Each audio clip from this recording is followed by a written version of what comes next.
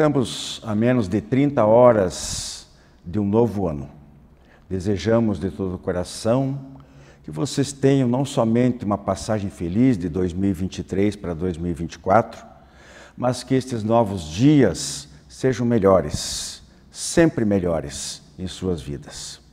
Prosperidade material, realização de sonhos naturais em seres encarnados como nós aqui na Terra, todavia e principalmente crescimento espiritual.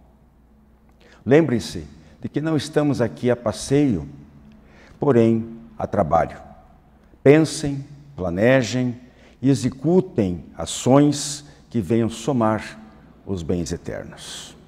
Bem, iniciamos o programa de hoje com o quadro Comentando a Notícia para falar sobre a morte de Clériston Pereira da Cunha, no Complexo da Papuda, em Brasília, no dia 20 de novembro. Temos a Mariana com o abraço fraterno e a Andrea Kleinans com o Fonte Allan Kardec. E fechamos o programa com Rose Heimann, discorrendo sobre o que o Cristo espera de nós, em função do novo ano que se inicia.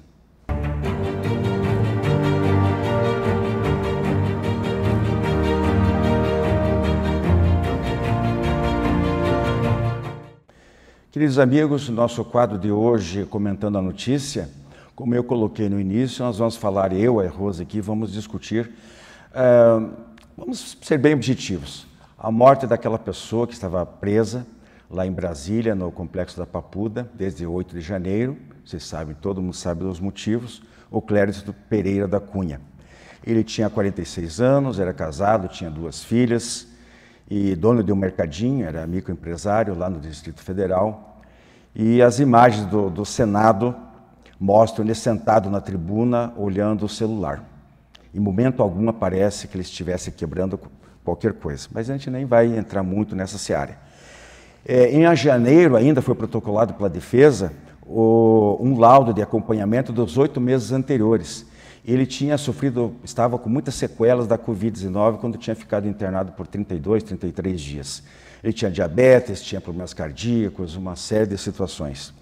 E mesmo assim, a defesa inclusive falou textualmente que mantê-lo segregado no presídio poderia decretar uma sentença de morte dele. E foi. Durante a prisão, ele teve 36 atendimentos médicos, foram 8 pedidos de soltura e sugeridas medidas cautelares pelo próprio Ministério Público que havia denunciado ele junto ao Supremo. E isso em 1º de setembro, mas o ministro Alexandre de Moraes ignorou por completo. Bom, antes de passar para a Rosa aqui, fazendo então, onde é que a gente quer chegar com isso aí? Isso é notícia da grande mídia, todo mundo tem conhecimento, e o que tem a ver com o Espiritismo? A explicação mais simples que nós poderíamos oferecer, doutrinariamente falando, Rose, é aquela que seria a vigência da lei de causa e efeito, né? Nós sempre dizemos que muito do que a gente sofre, as nossas experiências, não só de sofrimentos, mas todas as experiências que a gente tem no presente, elas estão, grande parte, atreladas às vidas passadas. E é por isso que muitas vezes nós vemos muita gente que desencarna impunemente. A justiça da terra não chegou a alcançá-los. Por isso nós dizemos que a justiça de Deus tarda, mas nunca falha, e que aqui se faz, aqui se paga. Porque se paga porque volta aqui na terra, reencarna e vai ter que fazer esses reajustes perante a lei de Deus. Então muita gente escapa nesta encarnação, mas não na outra. Poderia ser o caso do Clériston, sofrer isso aparentemente de maneira injustificada, porque ele não precisava ficar todo esse tempo preso, sem provas, sem aquele contraditório. A Rose vai falar, porque ele é advogado, ela sabe muito melhor do que eu.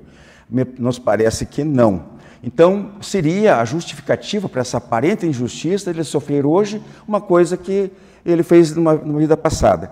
A gente lembra aqui do Evangelho segundo o Espiritismo, Rose, antes de passar para você, da necessidade dos escândalos, né? Então, aquele falatório que deu no Brasil inteiro, que todo mundo foi uma espécie de escândalo, né? Porque todo mundo passou a falar sobre isso. Então, e aí, como é que fica? O Evangelho diz que ai daqueles por quem vêm os escândalos, né? Então, se alguém age, um agente da lei no caso, estivesse punindo o Clériston por problemas, por erros cometidos, erros morais cometidos em vida anterior, mas isso não se justifica. Por outro lado, essa pessoa, se ela cometeu alguma negligência, alguma injustiça, ela terá que arcar também com essas consequências futuras. A questão 738 do Livro dos Espíritos trata dos flagelos naturais, das pessoas que morrem nos flagelos naturais, terremotos, maremotos, tsunamis, etc, etc. E Kardec perguntou aos espíritos sobre se não haveria, no meio, às vezes, de centenas de milhares de vítimas, algumas que fossem inocentes, que não tivessem karma nenhum, não tivessem a necessidade de desencarnar. Eles dão uma resposta, Kardec é mais específico ainda, e nessa segunda resposta os espíritos dizem que abrem essa possibilidade e dizem que essas pessoas, essas possíveis vítimas, seriam amplamente recompensadas no futuro. Isso é textual. Rose, o que é que você pensa a respeito de todo esse conjunto? Com um problema. O Wilson acredita firmemente, né, que muitos desencarnes se dão antes da hora. Eu acredito firmemente que não. Então, começamos por aí. O que nós temos, né?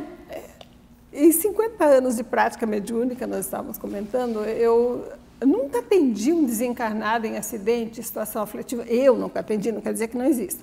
Que tivesse desencarnado num acidente assim, aparentemente inesperado, que não fosse a sua hora.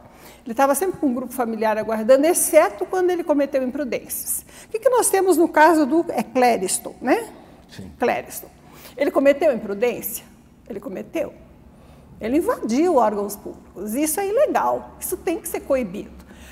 Houve excesso na coibição?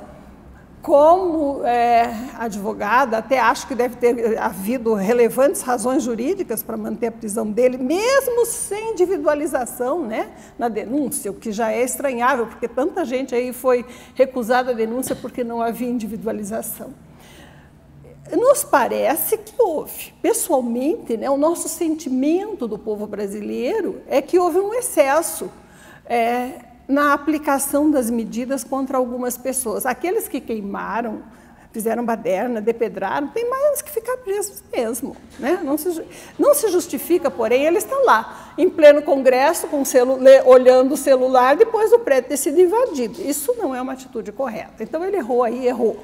Foi desproporcional a medida em relação a ele? Pessoalmente, né, minha crença é que parece ter sido. A gente, como povo, né, vê tanto traficante sendo solto, Jesus Cristo. E uma pessoa que errou mesmo, precisava ser punida, né, não teve um atendimento médico que foi recomendado, porque simplesmente não se examinou o processo, ela não era importante o suficiente para ter preferência nesse exame. Isso é estranhável. Para nosso sentimento pessoal, juridicamente é justificável. Se não fosse, eles não teriam feito. Mas nem tudo que é jurídico, né, é moral. Do ponto de vista espiritual, o que nós podemos dizer? É claro que há acidentes. A lei divina, ela protege as pessoas e retira do caminho de catástrofes de morte violenta que não estejam no caminho dela. Mas isso se dá dentro das contingências humanas. É possível que alguém desencarne antes da hora porque estava num local em que não deveria estar? Sim. Se estivesse muito protegido, provavelmente teria 20 intuições para naquele dia ir ajudar alguém, visitar um parente doente, né? Fazer uma obra de caridade, ir para o trabalho certinho e não estar no local errado na hora errada. Então, pode acontecer? Pode. Eu, pessoalmente, não atendi nenhum caso até hoje desencarnado nessa situação, mas é óbvio que existe. É impossível não existir, porque absolutos, né, não acontecem na Terra em que a vida humana é relativa. Entretanto, na grande maioria dos casos, o que a gente vê? As pessoas, elas têm um momento natural de desencarne que não ocorre antes do momento previsto. A responsabilidade moral daqueles, porém, que deixaram de tomar as medidas devidas para que ele fosse socorrido a tempo, ainda que fosse o momento dele, o que nós não temos como saber, ninguém sabe, não estão elididas. Todos aqueles que impediram que ele recebesse tratamento médico, se é que isso ocorreu, né? Vamos ver até o final dos fatos se serão esclarecidos, esperamos que sejam, porque o povo brasileiro espera que seja. Se havia realmente, houve uma omissão de conduta que deveria ser adotada. Essas pessoas responderão moralmente pelo seu ato. Lembrando, né, o preceito evangélico, é necessário que venha o escândalo, talvez fosse a hora dele, mas ai daquele por quem o escândalo veio, será responsável moral aquele que deixou de acudi-lo. Essa é o que eu posso entender da doutrina espírita. Eu acho assim, né, Rosê, tem uma outra questão do Livro dos Espíritos que fala da necessidade do excesso do mal, né, para que as pessoas se conscientizem. Eu acho que talvez seja esse caso agora. A comoção que a morte do clérigo causou na sociedade como um todo, na classe política, inclusive, que tem condições de fazer um enfrentamento de limitação dos poderes, que não está ocorrendo no Brasil. É claro, é evidente, não é só esse caso, há outras vítimas doentes lá, e outras pessoas, sempre se fala, velhinha lá, vovozinha com a Bíblia embaixo do braço, foi presa. Absurdos que foram cometidos, N casos, não é um caso isolado. Então o que a gente vê é que talvez esse, entre aspas, martírio do Clériston possa servir justamente para um despertamento, para uma reação da sociedade para evitar esses excessos no futuro. Eu penso que a morte dele não foi em vão. Se ele tinha alguma culpa no cartório, como se diz, do passado ou não, a gente realmente não pode afirmar. Nem ela está afirmando, nem eu, nem ninguém. A não ser que tivesse feito um estudo de caso com regressão de memória, coisa do tipo, que não é o caso definitivamente. Ok, gente? Então, nosso tempo está encerrado, mas é um tema palpitante que as pessoas, nós procuramos estudar. Sem conclusões, com certeza. Abraço. Jornal Comunicação Espírita. Matéria de capa desta edição. Programa Diálogo Espírita estreia novo quadro. No editorial, o ano da AD Paraná e o de todos nós em revista. Em Palavra dos Espíritos e dos Espíritas, a reencarnação sob diversos aspectos, parte 2. E ainda, matéria especial sobre a Associação Espírita Educação Fraterna. Jornal Comunicação Espírita. Assine e recomende.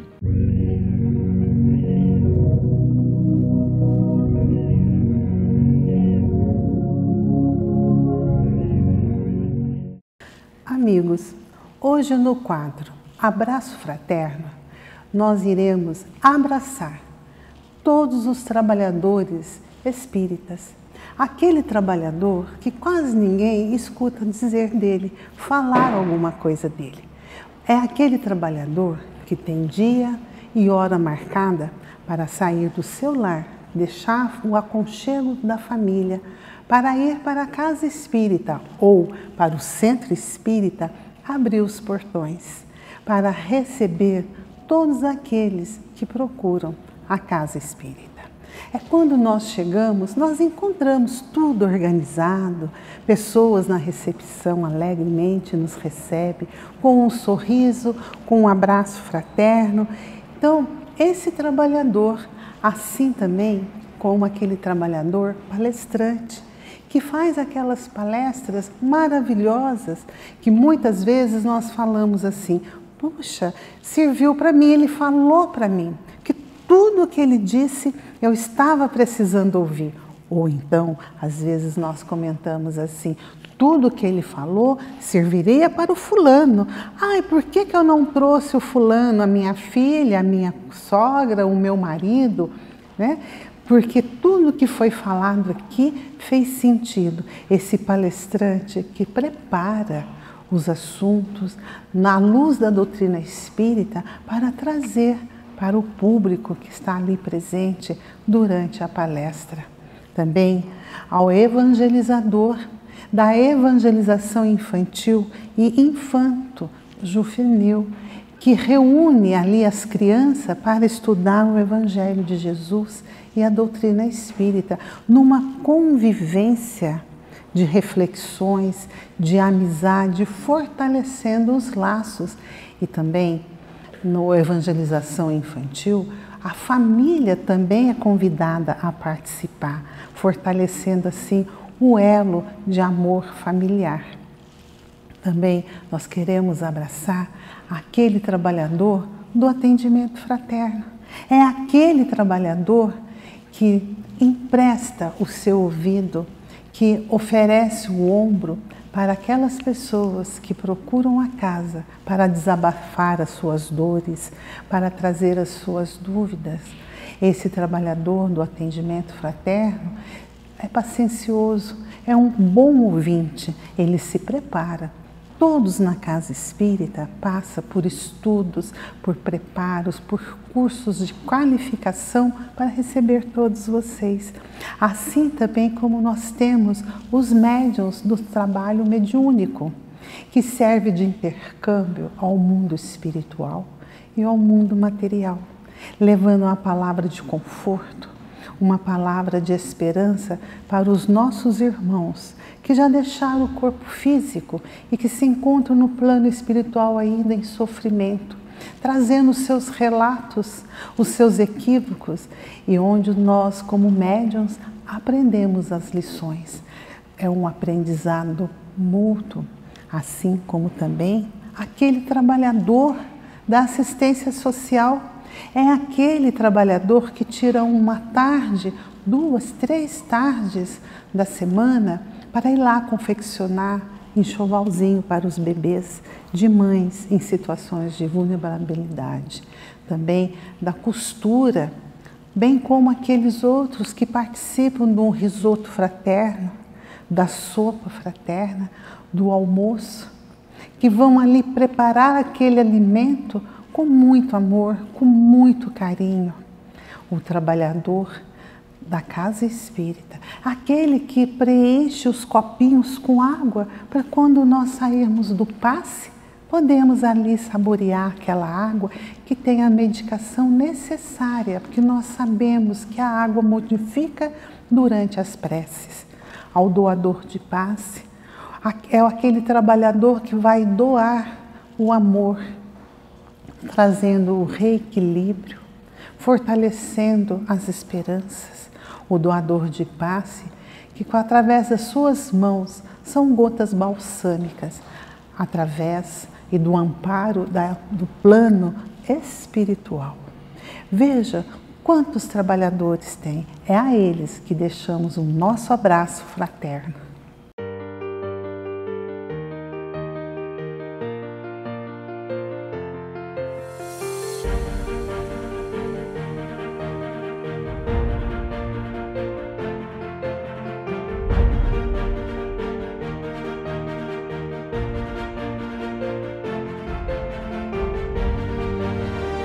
Jornal Comunicação Espírita. Assine e recomende.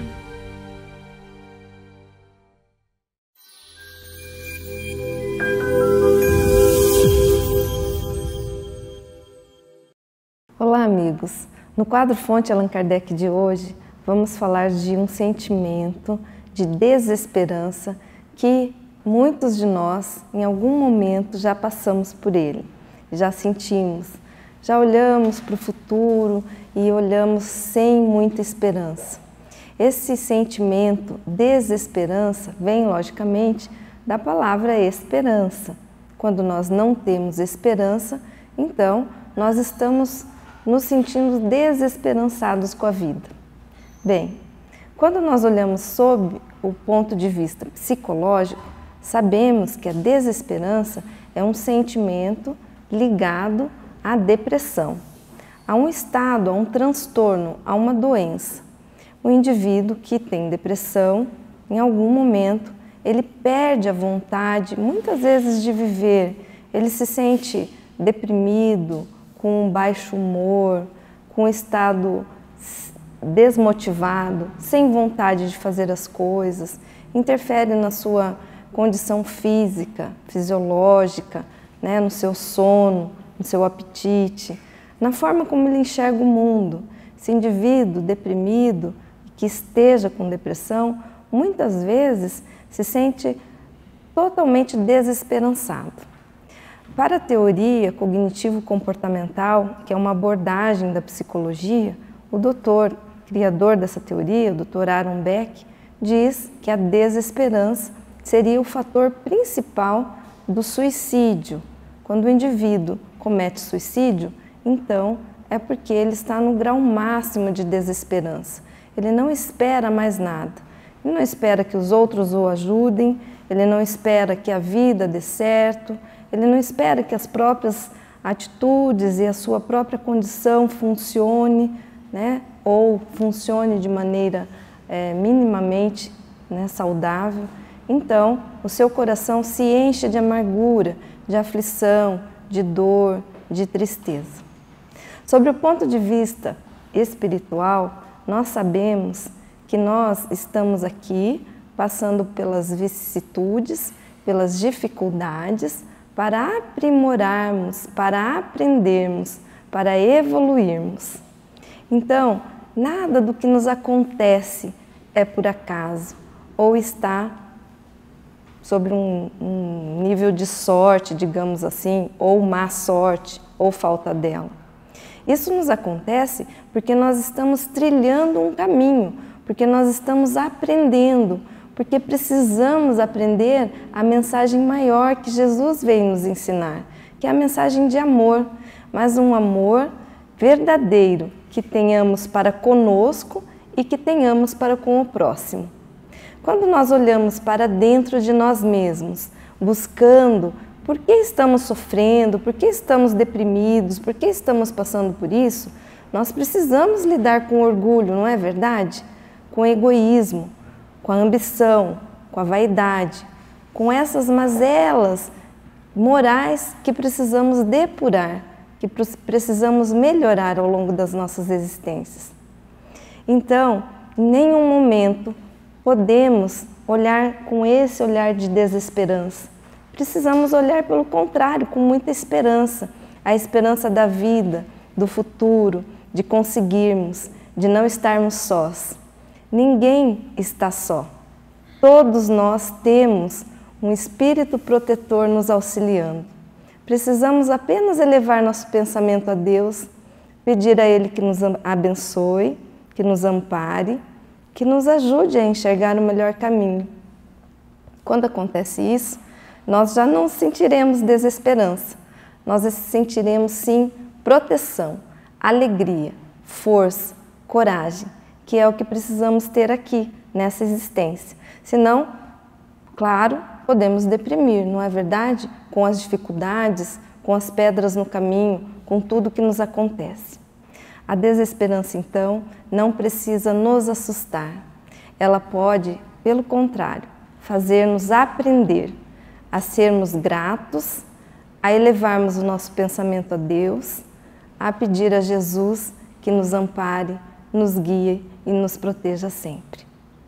Que vocês tenham muita esperança. Um abraço forte a todos. Até mais, amigos. Você conhece o Clube do Livro Espírita de Curitiba? Com ele, você tem descontos de até 60% no preço de capa. E a cada 2 meses, recebe 1 ou mais livros em seu endereço. Associe-se e tenha o melhor da literatura espírita em sua casa e ainda ganhe uma assinatura do jornal Comunicação Espírita durante o período de 1 ano. Clube do Livro Espírita de Curitiba. Associe-se e contribua para a manutenção do programa Diálogo Espírita.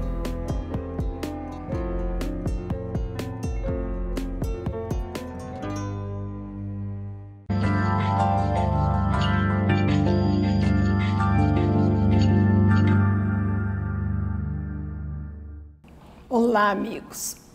No quadro Cristo e Nós no Terceiro Milênio de hoje, temos a seguinte questão: o que o Cristo espera de nós?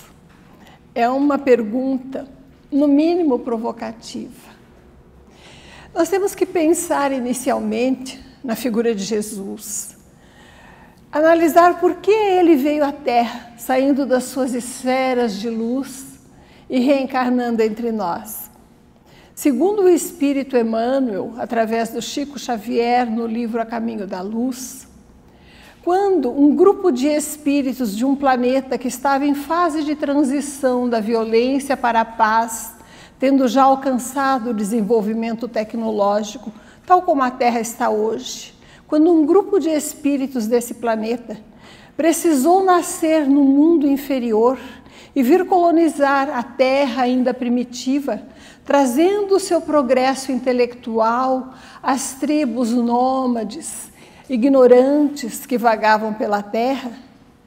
Jesus os reuniu antes deles virem e aceitarem renascer na terra, compondo depois os povos egípcios, hindu, chineses da antiguidade. Jesus os reuniu na esfera espiritual, segundo o relato do Emmanuel, e prometeu que se eles viessem auxiliar o progresso da Terra, trazendo o seu conhecimento e o seu raciocínio para desenvolvimento da espécie humana mais acelerado, embora os problemas morais que eles ainda portavam, ele mesmo viria pessoalmente. Ele reencarnaria na Terra na época oportuna para que eles tivessem um modelo e um guia e não se perdessem mais na sua busca da espiritualização, nas suas escolhas morais, nos seus compromissos afetivos diversos. E por isso, segundo Emmanuel, ele nasceu para ser para nós um modelo e guia. O que ele pode esperar de nós, portanto? A não ser que nos limites da nossa compreensão, da nossa força, nós sigamos o seu exemplo, pisemos nas suas pegadas e tentemos segui-lo até onde for possível. O que ele nos disse para fazer? Sermos simples, sermos amorosos, não carregarmos pesos inúteis, despojarmos-nos do excedente tanto no corpo quanto na alma, perdoando 70 vezes, 7 vezes, servindo naquilo que estivesse ao nosso alcance. Nos episódios simples do relato do Evangelho, nós vemos a sua alegria e a sua simplicidade, a sua humildade absoluta. Nas bodas de Canaã, ele disse para a mãe, não é chegada a minha hora. Mas ante o olhar de mãe, o que ele fez? Transformou a festa, não é? Transformando a água em vinho. No acolhimento das crianças barulhentas, ele as abraçou e disse, deixai vir a mim as criancinhas. E é isso que ele espera de nós. Que sejamos amorosos, fraternos, que perdoemos, que não alimentemos as conversas inúteis, carregando o peso que nos sobrecarrega a alma. E o exemplo maior que eu achei para o nosso coração ainda cheio de defeitos, sofredor, quando ele estava já desencarnado, havia sido crucificado, quem ele escolheu para vir acolhê-lo? Quem ele escolheu para se mostrar primeiro? Uma prostituta arrependida, Maria Madalena, mostrando que no seu coração generoso há espaço para todos nós, desde que nos decidamos a seguir o seu exemplo. Quando foi traído por Judas na última ceia, sabendo do que ia passar, qual foi a sua preocupação? Deixar uma última mensagem. Ele não mandou apenas que nos amássemos uns aos outros, isso é pouco. Sua última mensagem para nós na ceia final foi: meus filhos, que vocês se amem tanto quanto eu vos amei. Não é apenas amarmos uns aos outros, é nos amarmos como Ele nos amou, com a mesma intensidade. É isso que Cristo espera de nós. Muita paz.